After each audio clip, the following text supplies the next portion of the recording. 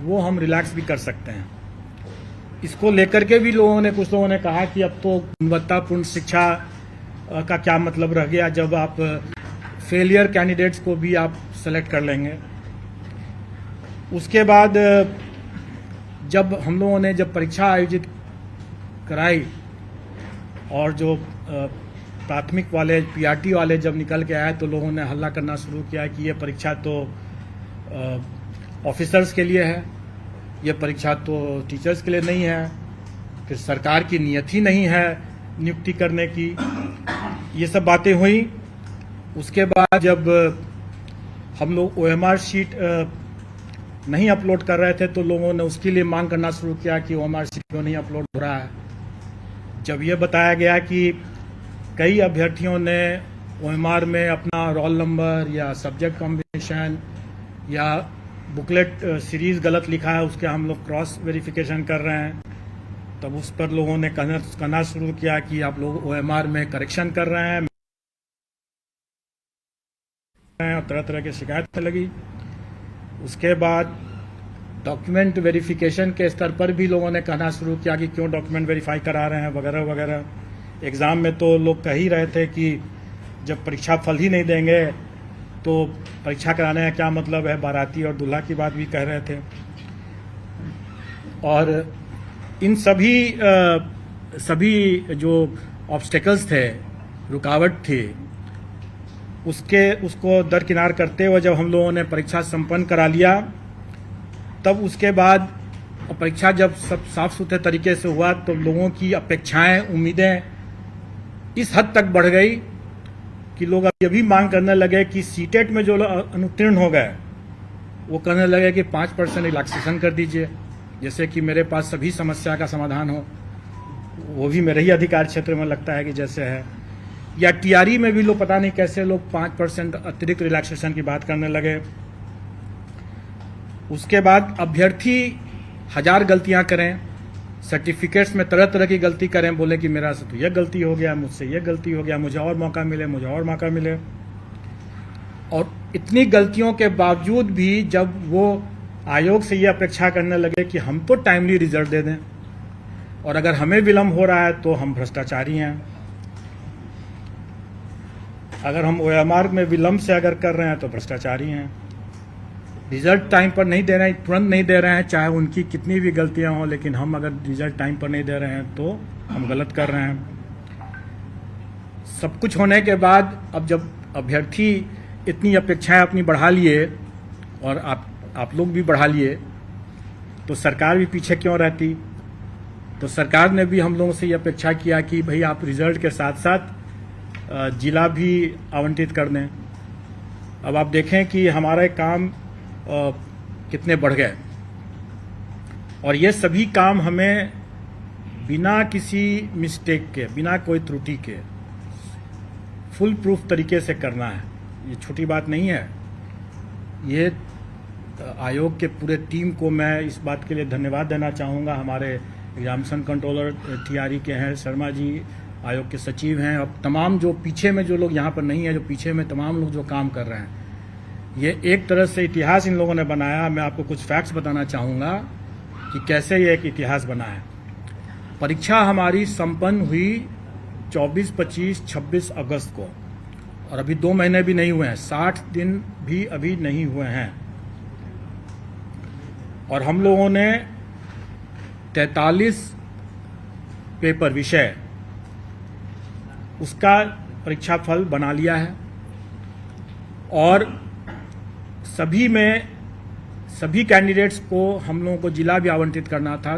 Into 38 कर दीजिए तो हर जिला के लिए भी हम लोगों ने सूची बना लिया है।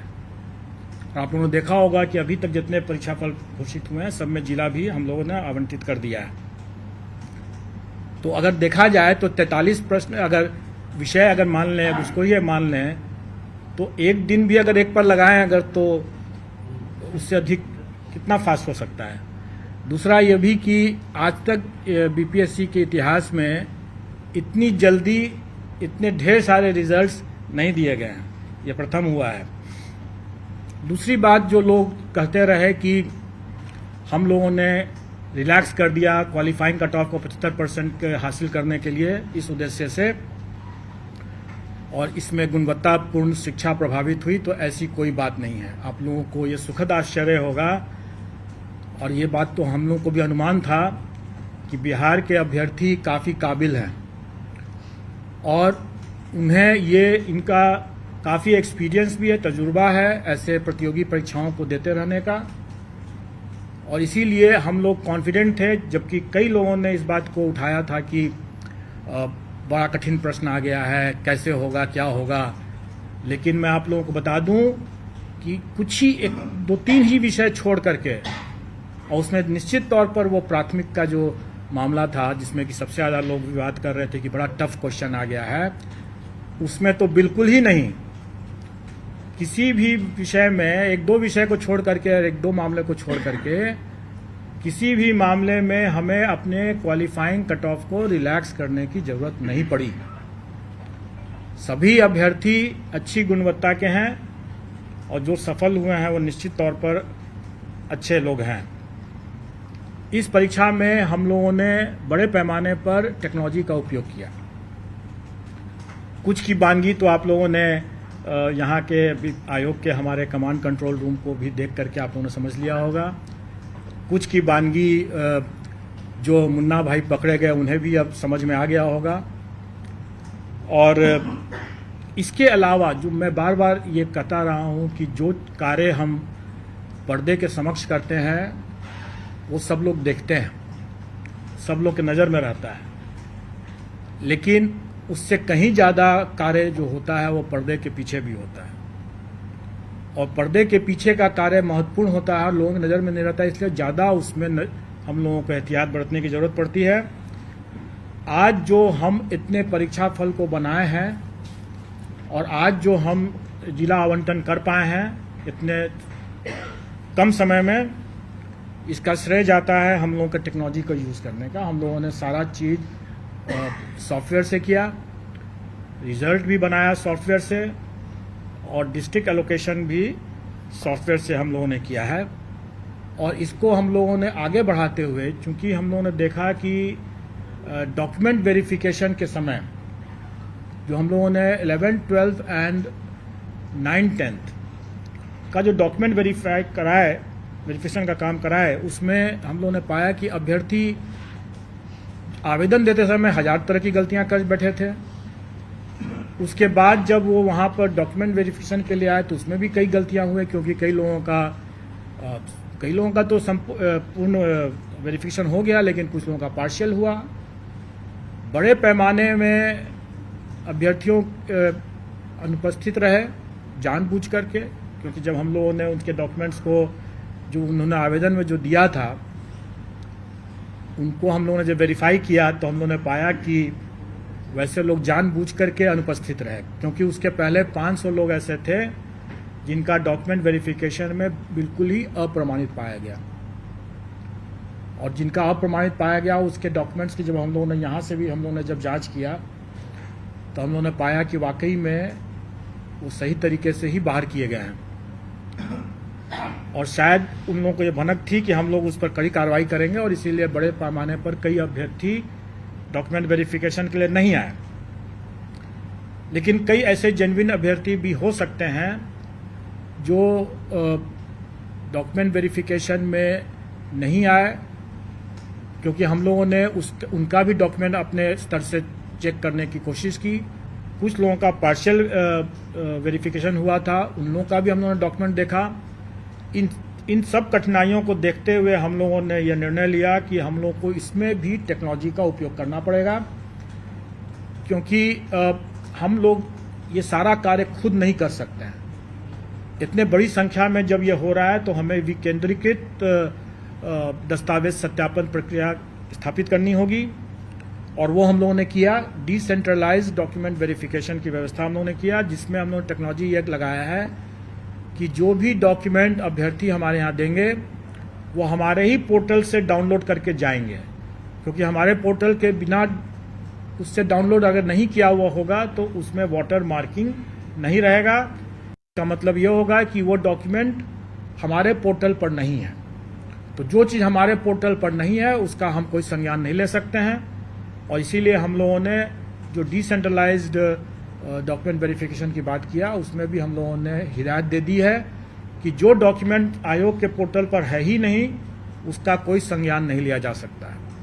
इसलिए जब भी कोई अभ्यर्थी वहां जाते हैं, जो सफल अभ्यर्थी जाते हैं डिसेंट्रलाइज्ड डॉक्यूमेंट वेरिफिकेशन के समय, अपने योगदान करने के समय, अगर उनको लगता है कि कोई डॉक्यूमेंट जरूरी है और वो हमारे पोर्टल पर नहीं उन्होंने अपलोड किया है तो वो बेशक अपलोड कर दें, अपलोड करें और फिर डाउनलोड करें और फिर उसको लेकर जाएं, क्योंकि उसमें वाटर मार्क हो जाएगा, वो प्रूफ होगा कि हमारे यहाँ वो आयोग के पोर्टल पर उन्होंने डाल दिया है।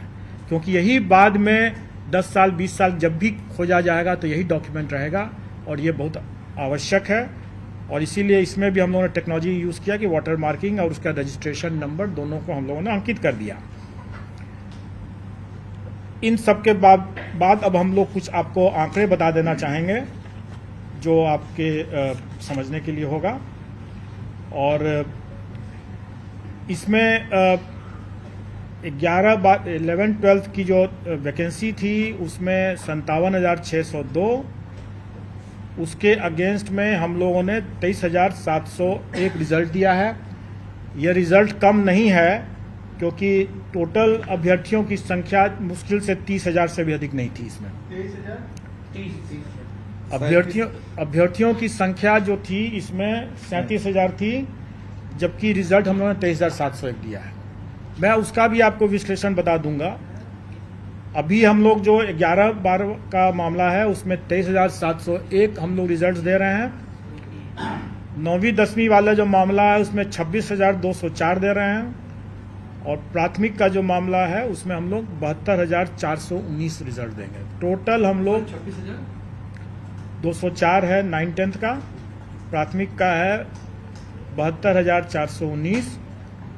टोटल हम लोग दे रहे हैं 1,22,324। और मैं आपको बता दूं कि जो अब आप लोगों को मिल जाएगा, मैं थोड़ी दूसरी बात बता देता हूं, मैं उसके बारे में बता रहा हूं। आप प्रश्न पूछेंगे मैं जरूर जवाब दे दूंगा। अभी मैं कुछ फैक्ट्स आपको बता रहा हूं। 1,22,324 अभ्यर्थी हम लोग के सक्सेसफुल हुए हैं। 1,22,324 टोटल हैं। और अगर हम लोग थ्योरेटिकल मैक्सिमम देखें, मतलब कहने का यह है कि कुछ कुछ विषय में अभ्यर्थी बहुत कम है, वैकेंसी ज़्यादा, स्वाभाविक है कि उससे अधिक हम दे ही नहीं सकते हैं जितने अभ्यर्थी हैं।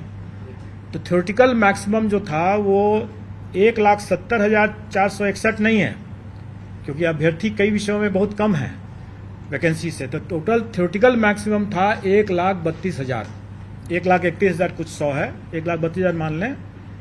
तो उसके विरुद्ध हम लोग देखा जाए तो हम लोग की उपलब्धि जो है वो 93% है।